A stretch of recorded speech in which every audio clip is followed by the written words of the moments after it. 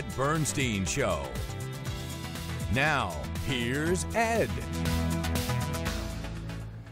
Couldn't be happier to have my friend Shelley Berkley here. Look, just recently you retired from your job at Touro University. I did. And like you were like a CEO there, then a senior vice president, and Touro, of course, a medical school. Yeah. It not only trains doctors, but nurses and physical therapists, and et cetera. What are you going to do now, Shelley? Well, when I gave them my notice a year ago, Yeah. I said, look, one more year and I'll retire June 30th, which I just did. And then about 6 months after I renewed my one-year contract, I started thinking, what do you want to do with the rest of your life? You know, I still have loads of energy. I'm healthy, and I like being purposeful. And so I started thinking, what do you love? Because I believe you should do what you love for as long as you can. And I said, I love public service. I love being in office. It gives you a platform in order to help people. And so I realized that the mayor would be retiring, and between the two Goodmans, they will have dedicated 25 years of their life to our community. And so I said, I've always wanted to be mayor of Las Vegas. This might be the perfect opportunity in my life to do that. So I finished in Touro June 30th. I took a little time off to regroup, and now I'm running for mayor full time. In a way, you've been the unofficial mayor of Las Vegas.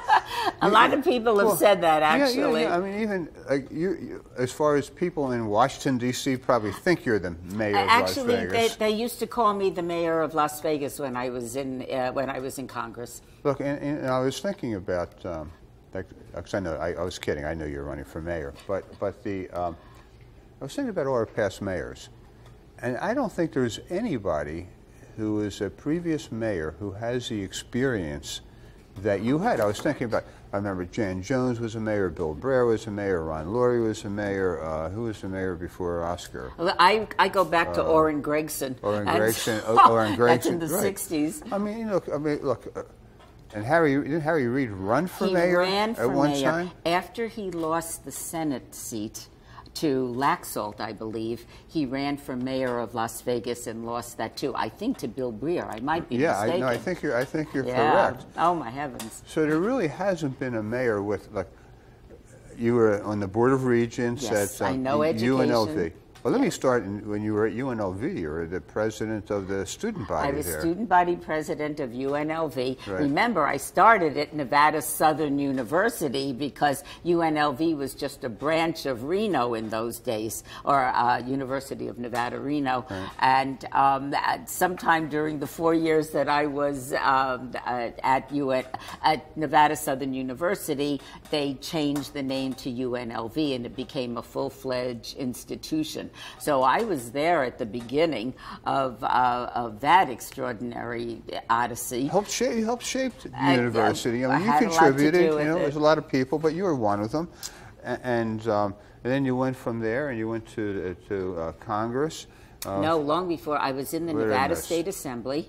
Oh, I forgot. Oh, God, forgive me. I forgot. Well, I forgot that you were an that. assemblywoman for a number of years. I had my son Max Right. in the middle of my assembly race. So I had Max at the end of May, and I won the election in November. And Max and I started going back and forth to Carson City. So that was a while ago. And then, of course, I was on the Board of Regents, which I absolutely loved. And then when I ran for Congress, I was there for 7 terms. So I do have a wealth of experience. Right. So you have an education background. Gaming. Yeah, gaming. You worked for the Sands Hotel at one time. You say the gaming background. Mm-hmm. You have state legislative background. Yeah. You have a federal legislative background. How does bringing all of that into a mayor's job help you, and how will it be different? Well, you know, a number of people have said to me, and this is a common refrain, why are you doing this?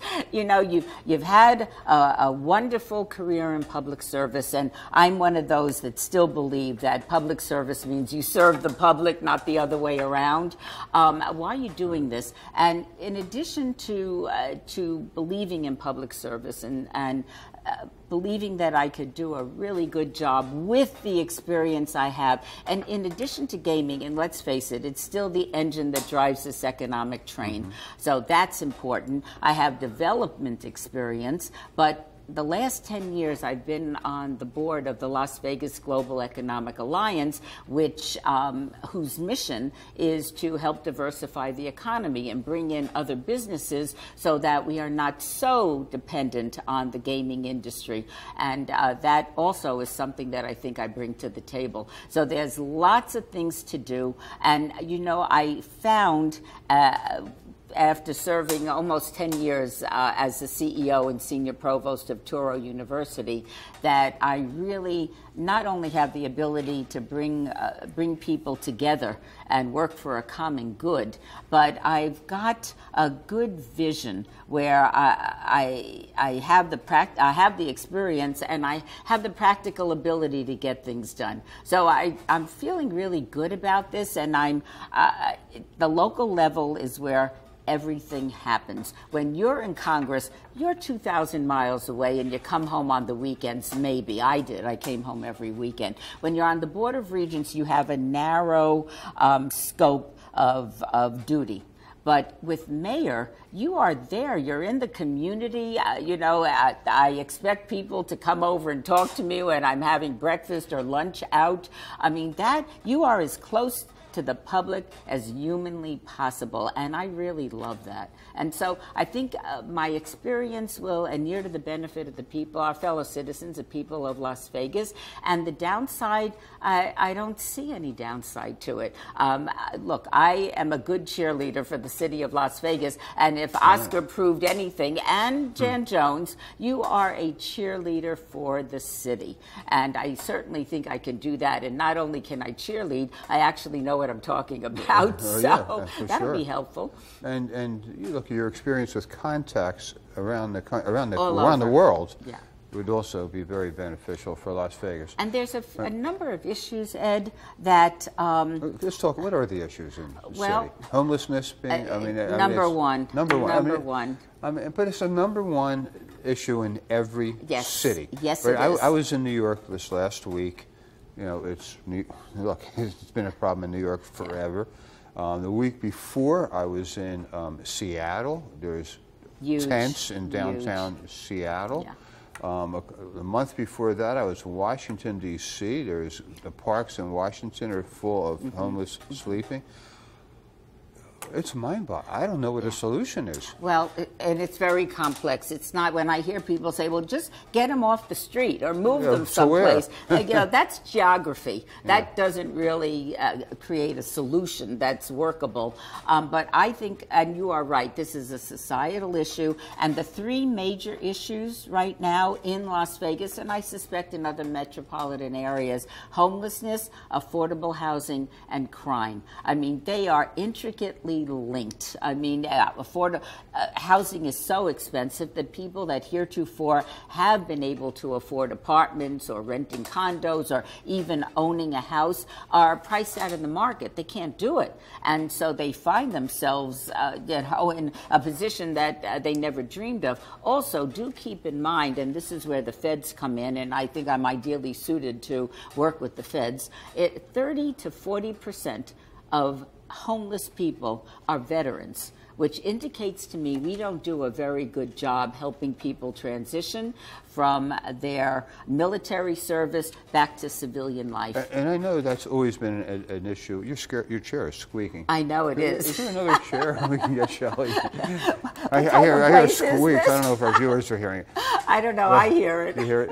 But I know you've worked tenaciously at the VA hospital. Yes. When you were in Congress, you were the best spokesperson for veterans. That's okay. Just bring it in. We don't mind. Okay. Viewers will be with you right back with you in a second here. Where Shelley changes her seat. But I'll talk about this. Okay, I I'll mean, listen. and you are fundamental in helping fund and start that new veterans fabulous VA hospital. VA hospital here in Vegas. And you've always been an advocate for veterans. It's disgusting that there's 30 or 40% of our homeless people are veterans. I know. And there's an increasing number of women veterans that are homeless. Look, when you're ready to get out, you've done your service. This is a volunteer military. You do your service, and there, right before you leave, there's lots of things that they're giving you, lots of information. If you need this, contact this person. If you need that, contact that agency. They want out. They've done their time. They're ready to transition out.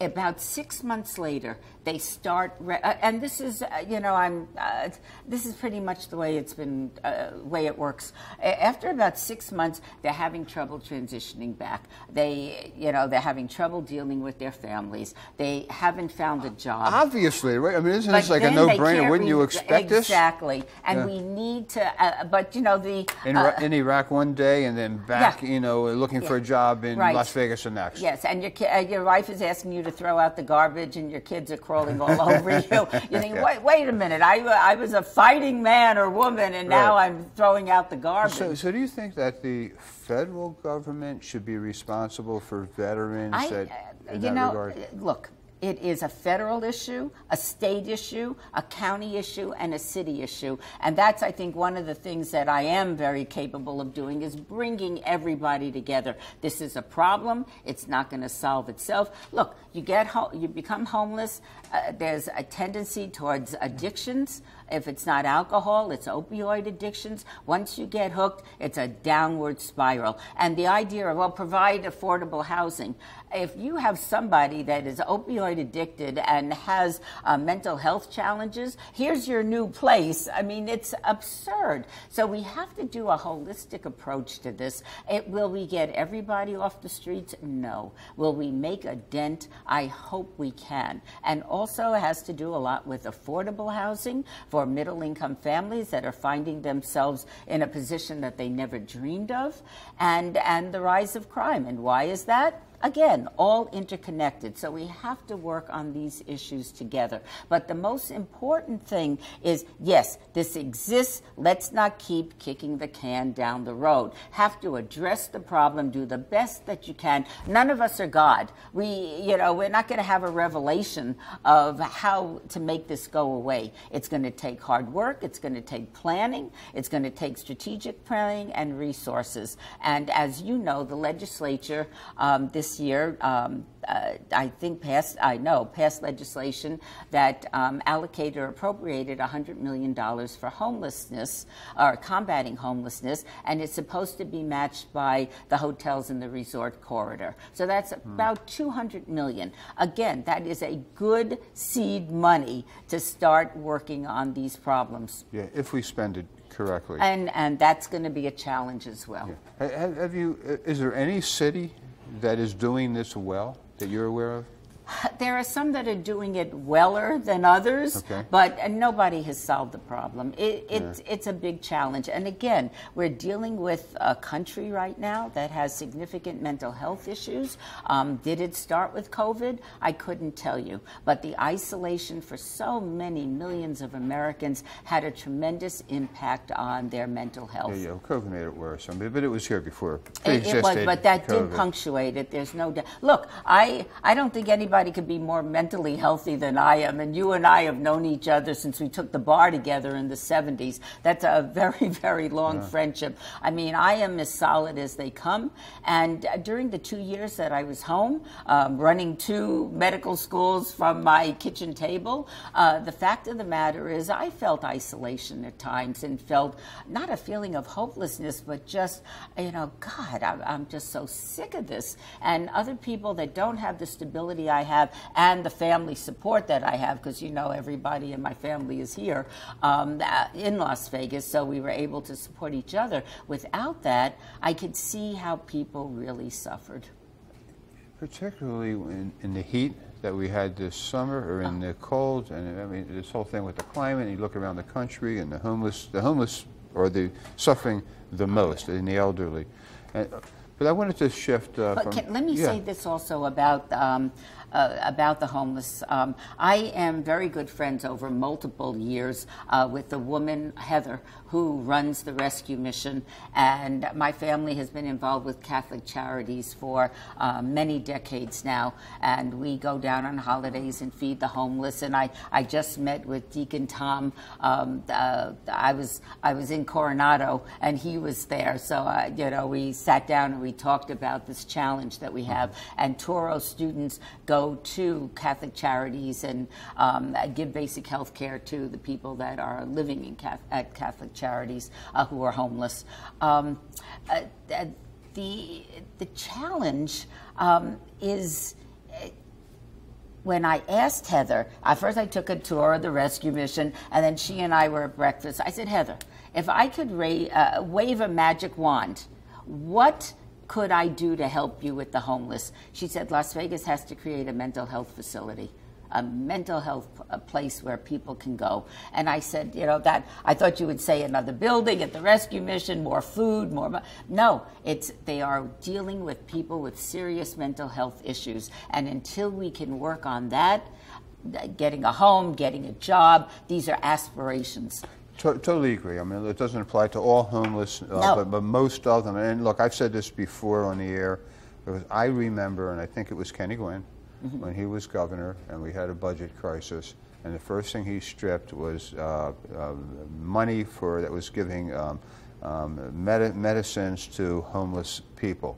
It used to be, a lot of them used to be able to work. They'd go and get their antidepressants or their medicines once a day, and we were paying for it. The state was paying for it, and they were out working because they were on medication. And they were able to function. As soon as that stopped, all of a sudden they were on the streets. They were in the middle of the streets asking for handouts. The world changed. Yes, it did. And I mean, this is a tourist destination city. I mean, you can't have tourists stepping over homeless. And you also have to have compassion for these people that are suffering.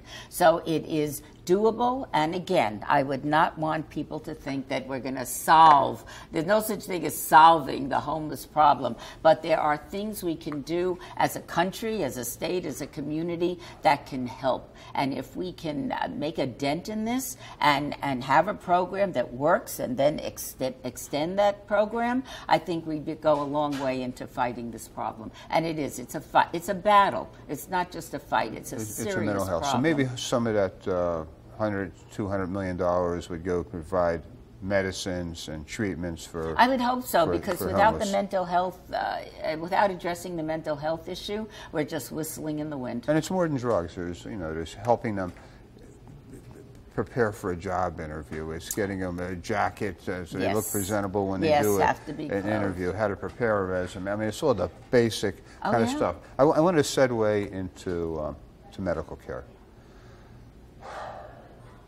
Very, very dear to my heart. Yeah. I know, look, you're very, very experienced in this issue.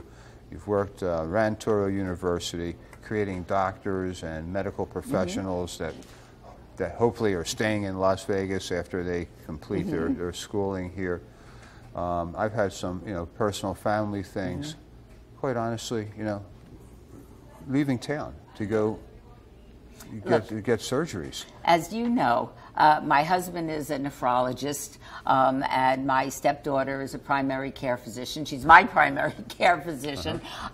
So we do medicine in our family. And of course, after 9.5 years at Toro, I have a pretty good idea of what's going on and what we need to do. It is obviously there are some remarkably good doctors in Las Vegas. Agreed. And if you're lucky enough to get one, then you're going to be just fine. Even finding out who that doctor is difficult enough. It's a bit of a challenge. Well, if you look at the Desert Companion magazine, they list all of the best doctors in town this month. But be that as it may, look, we have a tremendous doctor shortage. in order to reach the national average, not be the top, but the national average, we would have to hire 2,000 doctors tomorrow, which is not possible. Now, I can tell you with Toro, we graduated this year, and I keep saying we because I've transitioned out, but it's still very much a part of me. We graduated 180 future doctors this past year in May. Each one of them matched to a residency. 50 of them matched here. Now, we were at the legislature lobbying for more money for graduate medical education. And you and I have talked about this before. The numbers haven't changed. Right. 70% of doctors end up practicing where they do their residency. Right. We don't have enough residencies here in Nevada, and we don't have enough specialty residencies. So 50 of my students... Bye-bye. Well, they're staying. 50 are staying. 50, but the 130 are... So we are and with UNLV and hopefully Roseman and UNR, we do not have a medical student shortage in the state of Nevada. We have a residency shortage, right, and we have a physician shortage. So we wanted to increase the funding for graduate medical education. And not only didn't the legislature do it, we lost ground, because originally when Sandoval put in his budget $10 million for GME, it's now at 8.5. So until we address that and start keeping our medical students here in Nevada, we are just educating a whole bunch of students to go practice medicine someplace else. And that to me is absolutely ludicrous. Medicaid funding, now it's going to be a significant chunk of change if we increase reimbursement for Medicaid patients. But if we don't do that and don't address it in the near future, like the next legislative session, because we didn't do anything this session, doctors aren't going to take Medicaid patients. And let's talk about this for a minute, because what I hear from physicians is that, hey, you know, I'm being paid $8, $10, $12, whatever it is, to see a patient. Mm-hmm. So I got to see 60 of them to be able to pay my staff and my rent and make a little bit of money for myself. And so you get medicine, like you're spending 5 minutes with the doctor. I know, and that is correct. Look, when I was a kid, before we moved to Las Vegas, we lived in upstate New York. If I was sick, my mother called the doctor in the town, Dr. Holtzman, who came with his little black bag and took care of you, and then he went went into the kitchen and had coffee with my mother. I mean, that doesn't happen anymore. No. Obviously, not for decades, but I mean, this is what the pressure to see more patients so that you can make ends meet in your in your practice is pretty compelling, and doctors are going to see less and less Medicaid patients unless they get reimbursed. And that's what's happening, because now you try to make an appointment with the doctor. If you're lucky, you get two answers. Either, I'm sorry, I'm not taking insurance anymore, I'm a concierge doctor. Yes, right? Whoa, okay, what does that do to the vast majority of patients? Right. Or secondarily, you get, well, we'll see you, 4 months from now. Look, my stepdaughter is my primary. I sent a friend of mine to say, I got a call. We moved into town. We need a primary. Oh, call my stepdaughter, Stephanie. Here's her number. Stephanie told, I think this was July, I could see you in November. Now, Stephanie works 12 hours a day. There's no time to see another patient, and that was with juice. I could get my friend in. That's how busy they are. So this is a challenge, and that's another thing where I think my experience with medicine would inure to the benefit of the people of Las Vegas, because with UNLV being affiliated with UMC in the heart of Las Vegas, I think I can be a tremendous help with not only the medical school but the services we provide. And you need a medical center in order to really provide good research and good medicine for the people of our community. So I think that will be a tremendous help for me as well. The other issue that we haven't spoken about yet, crime. I have an app on my phone, and I get this, I forget the name of it, it's Neighbor or Neighborhood or something like that, and you have people in your neighborhood, the whole idea is for everybody to network and communicate with each other. I'm ready to get rid of the app because every time I get a message on it, it's somebody's car was broken into, strangers stealing packages in their house. I mean, stuff like that. Petty stuff. Yeah. But scary stuff if somebody's in your house. You don't want, you don't want that to happen to you. Yes, of course. And look, I know this. I don't know if this is a mayor's function, certainly a police function. There is money, I'm sure, that city council, county commission. Yes, city and county fund Metro. Fund it. I don't know what the answer is. Once again, this is in New York. I mean, the one thing Rudy Giuliani did well at one time in New York was he did. Yes. Yeah, he took care of those little crimes. If somebody was doing graffiti, he had a philosophy that if you stop the little crimes, the big ones will follow. Well, in that day and age, it worked in New York for sure. Look, when I was in Congress, I worked with the Undersheriff Kevin McMahill, and by the way, I love him, Kevin. Great job. But I just want to warn you, I got a minute left. Okay, in the show. I'll do this very quickly. Okay. When I was at Turo, Kevin and I worked together for Turo to be training all of Metro offices, all 4,000, funded by the Engelstad Foundation, for terrorist training. Or if, God forbid, anything happened like October 1, you can't have medical personnel on an active shooting site. So Metro needed to be trained. I'm meeting with Kevin in a few days just to sit down and let him give me a briefing on what's going on. What if I am fortunate enough to become mayor of Las Vegas? What can I do to help him and his 4,000 Metro officers protect all of us? And I'm looking forward to that conversation. Not in a political way, but just informative way. Hey, it's great to catch up with Thank you, you. Shelley, now that you've left Turo, just within the last couple of weeks. I wanted to catch up with you, see what you're doing. All right. And good luck in that mayor's race. Thank you, and I'll look forward to having dinner with you very soon. Love it.